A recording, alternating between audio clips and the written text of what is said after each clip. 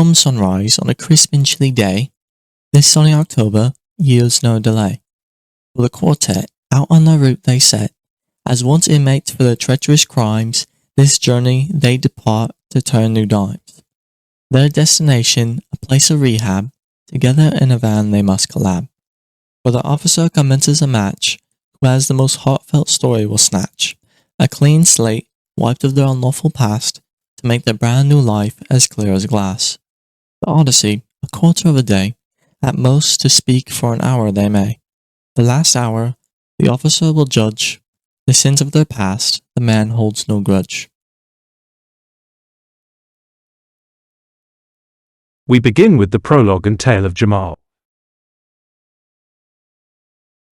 8 years I spent, that gone and slowly went. My family abandoned and alone. My presence I lacked, left bad undertones. Jamal says with an overwhelming sigh. Why do you feel your presence left a grime? Teddy asked with a curious remark. My sister, I fear, wants of me no part. Our mother passed, not much time did she last. Without me as glue, nor dad never knew. My family soon fell apart and broke. The drugs made their way in. Mom overdosed. Jamal let out a very faint cry. And your sister? Mary, curious why. She blames me for leaving. All those years back, her calls less frequent and so much shorter. To her, it was our mom that I murdered. He responded, visibly conflicted, to tear apart his family, how wicked. So, why did you kill him in the first place? You even faced death had you lost the case? Teddy couldn't understand his motives. That I'll save for my tale, I regret since, but know that I grew up around violence. We bothered no one to prolong our time, but my sis, helpless, got hurt for no crime. The man was a coward, the girl was 9. To harm a child, a sister of mine? He deserved no life, no chance to spare. But my actions lost my family's care. With no one left, my sister grown. And worse yet, her whereabouts are unknown. Oh, we're at a McDonald's? Looks like the drivers got hungry. Well, I guess it's a good time to share. Can I do my tale?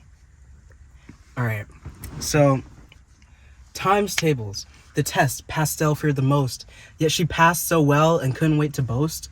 The clock struck 3. It was time to go home, but today Mom worked extra, so she walked alone. A 2-mile walk, but she didn't know. Was it a right or left turn on Oslo? As fate would have it, she took the wrong path, one that would lead to an unexpected wrath.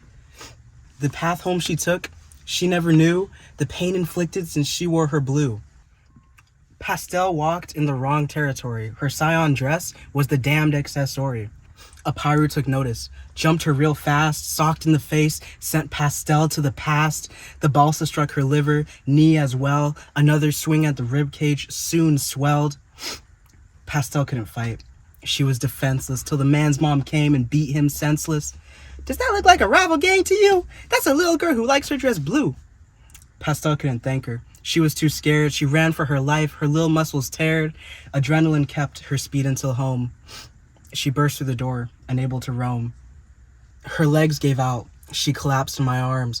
She cried and cried, my mind set on who harms. A beautiful soul who loves all the world. I thought back to her, who in my arms curled. Pastel's blood dampened her new dress. I rushed to the hospital, where I confess, I broke down in tears, seeing Pastel lie. My mother and I couldn't help but cry. Fractured bones, broken ribs, pints of blood lost. I asked who did this, how much it would cost to pay back their wrongs. She sniffled and told. She recounted the traumatic details. The man had 2 distinct chains, all of gold, and on his hands there were red fingernails. Pastel had noticed my expression change. My mother knew just as I, who's to blame. She tried convincing me it was okay, but we both knew Pastel had met Lorraine. My old friend who chose the gang life of crime, painted his nails red, his silver chains lime. I knew where he lived, what I had to do. Mama said, if you beat him, I'll beat you. Pastel, scared, didn't want to see me hurt. Baby, he's fire and I can't be burnt. I reassured, but my mama ain't care. She knew violence always brought despair. You know that's the reason daddy's in jail. Look at your daughter, the beating entailed. I spoke, but she didn't want to hear me. Next day she worked, my opportunity. While Pastel healed, grabbed Ma's just in case strap. His house at 7, I set up a trap. Knocked on his door, heartfelt reunion. Asked to eat, but this wasn't communion. Larea dropped his guard. He turned around, pulled the trigger, and with the loudest sound, he dropped to the floor. No longer a pulse. Neighbors saw me flee, filed a report.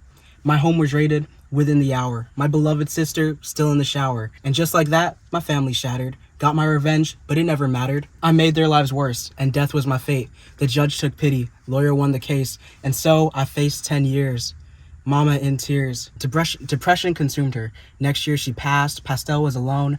As her life amassed, I watched from my cell. Her updates too few. I prayed and prayed that she stuck to the pew. But in 4 years, not a visit nor call. God, please, in life, just let her have it all. Give her a man for love and for shelter. Don't let her memories of me at all falter. Take Pastel to college. Keep her in church. Lord, care for her. Heal her pain where it hurts. Whatever you do, be sure to protect. Put me on path to one day reconnect. That's my tale. The CEO's prologue and tale follows. I made my money with a single hand. Alone I built an empire, oh so grand. Now I'm here, a man of wealth and might, while y'all struggle trying to get it right. The CEO said, his pride full and wide. Success is earned, just learn from my own stride. It's simple, the strong rise, the weak must fall. And that's the way it is for one and all. Teddy, sitting back, shook his head and laughed. You speak like you've not broken or sapped. Do you know hunger, pain, or losing all? Or was your life just one big lucky call? The CEO scoffed. I worked hard my life, not a single dollar made without strife. Yet you stand blaming me for your distress. Teddy leaned forward, hands balled up in rage. Worked? You mean you stole from everyone's wage? While you got richer, people like me starved. And now you sit here, boastful and unscarred? That's just life. The CEO said with glee. Some get ahead, some end up in the sea. The poor should work harder, strive for their due. I didn't build wealth to make room for you. Teddy's voice was sharp, his anger inclined. What about the lives you left behind? Do they not matter? The ones you have crushed? The ones whose dreams you stole and left them hushed? The CEO smirked, tone full of disdain. Maybe a story will make it all plain. And so his tale began. I built my empire from the ground, from scratch. No handouts or help, just a dream to match. I sent my vessels to the oceans deep, where no one dared to dive, no one dared keep. The sea is a beast, wild and so untamed, but I've never feared it, never been shamed. Discoveries to be made far below, deeper and deeper I needed to go. It was my brilliance that guided the way, the new titan, astounding if I may. Marvel of engineering, sleek and strong, conquer the ocean where others went wrong. But the truth is, it was not me who failed. It was those dubbed experts who all derailed. I hired the finest, but they could not see the dream that presented itself to me. They raised concerns. The hole is much too thin. We shouldn't do this. It's too reckless, too grim. But I perceive better. I am not dim. Progress declining. The world was waiting. I did not have time for their cautious cries. I wasn't in the business of compromise. Sir, that submersible is not safe. We cannot have people in that death machine. I know what I'm doing. I've been in this industry for years. You need to get out right now. I fired the ones who would not fall in line, the ones who hesitated, the ones who whined. We were on a deadline. The trade was hot. I needed the edge, and that's what I got. Titan was ready. It took the plunge, but they never told me that it would crunch. Sure, 3 men lost, but it's not on me. They confirmed the papers. They knew the sea. They signed the waivers. They took the gamble. I'm not the one who made the scramble. It is the fault of those who did not prep, the ones who built stairs without a last step. Condemn the experts who should have perceived the problem with their designs misconceived. I wasn't in the wrong. I'm not to blame. I was simply trying to make a name. 35 years in prison, they pronounced. Such charges I attempted to have denounced. My lawyers failed, but everyone will see. My empire will come back strong as can be. I will tell you, the world is so damn blind, they don't see the wealth, the riches to find. It's always easy to point the finger, while the true players grow big and linger. They will forget the names of those who died, and return to work with nothing applied. If they ask, if they so desire to know, the fault will be on who set up the show. Working class, against each other en masse, just while the skilled and wealthy slither past. I will rise again, you will see, no doubt. This, dear Ted, is what I'm talking about. Next, Theodore makes his case. Theodore sighed, his mind filled with the past. My tale's full of hunger, struggles that last. 4 children I had, with mouths to feed wide. But the rich, they crushed us. Hope slowly died. While you sat high in your golden tower seat, we looked for scraps, just trying to eat. I stole to survive, but what could I do? The systems you built, it stole from me too. The CEO smirked, no sorrow or shame. Your theft was your choice. Don't shift the blame. I've earned my wealth through clever design. You stole, and now you must pay the fine. Jamal, nearby, shook his head in dismay. The world is not fair. We both know the way. Theodore sighed, his voice heavy with pain. I've nothing left now, nothing to gain. My stories of sorrow, injustice, and loss, where men like him thrive, while we just pay the cost. The CEO laughed, his greed showing through. The world's for the strong, not weak ones like you. Jamal stepped in, his anger aglow. Whoa. Strength isn't money. That much I know. Theodore stood, his spirit still dim, but Jamal's words lit a fire within him. My story's not done, He said with a glare. for even the poor deserve their fair share. With his prologue complete, Theodore began his tale. In a world where the rich control every which way, I, Theodore, a poor man, must obey. A tale of woe where only the rich men thrive. Poor families struggle to stay alive. I worked very hard, never made enough, while CEOs thrived on fortunes so tough. Their bellies full with feasts so rich and grand, they viewed us as rats, left us in the dirt and sand. My wife perished years before, leaving our children of 4. And sooner than we knew it, hunger began knocking on our door. No money to spend, no eggs to fill the pan. That's when I knew I needed to make a plan. I chose to steal, took money from a wealthy bank. I never felt so much guilt, my heart, it just sank. It was enough for bread, maybe some wine. It kept my family content, maybe just fine. But gold, you see, holds power most unkind. Its grip upon the soul makes the greedy so blind. The wealthy saw me as a worthless thief. Wasn't much further than simple belief. They claimed I took their wealth, all they owned. But what I took to them was nothing but bones. Just crumbs off of a table set for kings. Yet I, for that, was held from thin strings. They seized me quick and dragged me to their court, away from my kids, stripped from my support. The CEOs laughed, even bribed the judge. Now truth won't get through, not even a budge. The judge, his wallet heavy with their gold, looked down on me with a face so cold. That wealth you stole is worth 1,000 lives. To prison you rot till your life slowly dies. None of my words could pierce through that wall of lies, for the truth is weak where the wealth is in the skies. They threw me in a cell, my fate now sealed, for daring take crumbs their feast concealed. Decades went by in that cell so lonely, till truth saw the light of day, finally. Once I was free, I was so relieved. The judge locked up, never to be freed.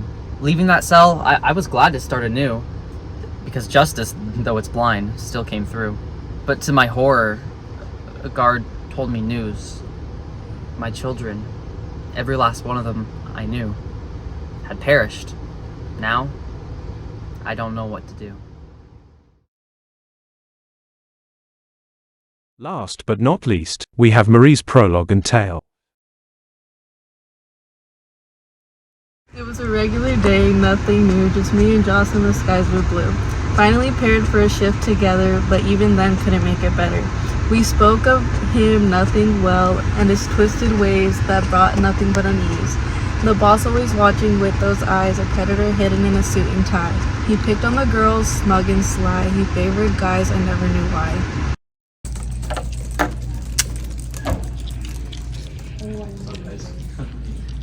just the chill. Not much, you know. Sound like a This villain, is yeah. so easy. I mean, look at them. What's up, cute ladies? What are you guys doing over here? You guys working hard? Yeah, obviously. Oh. Well, get back to work. He sucks, huh, guys? He does. Yeah, he makes us all really uncomfortable. I mean, Go put off over there while we're working. And he has the gall to come check up on us. Them do it. throw him in jail, immediate jail. Exactly. He's such a weirdo. It's like peas if he. They slack joked, did half the work, still got raises while we got dirt. Called to his office, a chill in the air. His stare was wrong, something unfair. His presence alone could bend my will. His voice was wrong, his gaze was cold. I hated how he made me feel controlled. He'd pay for the things he'd done in this way. I swore to myself that one fateful day.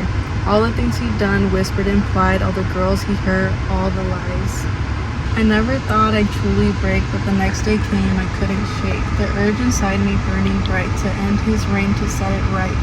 I smiled, kept it cool, as I always would. No one suspected, no one understood. But deep in my mind, my plan was clear. I'd quiet that sick, oppressive voice. I grabbed the scissors, sharp as knife, walked to his office, steady strides. The silence thick, no one around, his back turned hidden quick. A couple of strikes, his blood ran fast, an artery burst, he breathed his last. His body slumped, no scream, no sound, just the dripping blood pooling on the ground. I stood for a moment, frozen there. The boss was gone, the monster dead. Then ran for the door, gasping for air. I ran to my car, the guilt not yet cleared. Just the pounding rush of fight or fear. They found him soon, his office stained. The cameras caught me, they knew the truth. No place to hide, my face remained. I confessed it all with nothing to deny. Sentenced to 10 years, still so young, for a crime they called unhinged and wrong. But deep inside there's no regret, for the monster's gone, I escaped a devil's palm. I paid my price, but I still believe I freed us all from his web of deceit, from the fear, from him, from what had to be. Behind these bars I sit and reflect, but I know in my heart I broke his neck. And so, our former convicts await the guard's decision for who should be pardoned. The journey to rehab has almost concluded. The winner is up to you. Who do you think had the best tale?